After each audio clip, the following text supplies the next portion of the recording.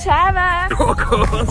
Preto si sa tak nahodila. Dobre, prekúkli ste ma. Chcem iconic fotky na storky. Pokým sa človek do tej Bratislavy do Dziga. Kde ste toľko boli? Tak sme cestovali vlakom cez celé Slovensko. Ale prosím ťa, neplačkaj. Všetci hutári, keď si vás Petržalke, ne? A na tebe cesta trvala. Asi 20 minút. A ja som še trepal z východu 6-7 hodín. Tak mali ste ísť na tú vašu Maru. Jaká Mára, myslíš širavu? No hej, to. Znáš, ale getu na Šerave neuvidíš. Ty prečo si bez trička? Ja nemám triko, fakt. Kde si bol posledné 4 hodiny? Ešte to bolo len 20 minút. Však sme nevideli ani tvoju polohu. No lebo som stratil mobil a také rakety som stretol. Počuj, máme prúser. Jaký? Máme plný stan. To nie je žiadny problém. Máš kde spať? To vôbec neriešte, ja sa o seba postaram. Chcelo by to cháles. Zase? Však si jedol pred hodinou. Ja mám dneska nejaký apetít.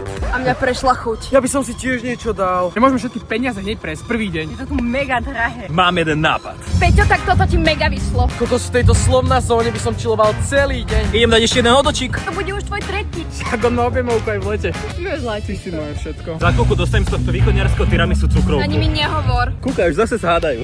Ničím nepomáhaš. Jakže ti s ničím nepomáham? A to dvojka je úplne nejaká telenovela. Furt si robíš niečo po svojom. Vieš čo? Dobre. Tak chod si. Však aj idem. No čo, už nie ste pohádaní? My dvaja? Čo si, my sa nikdy nehádame. Á, to čo bolo pred pár minútami? To bola iba výmena názorov. My sa milujeme najviac na svete.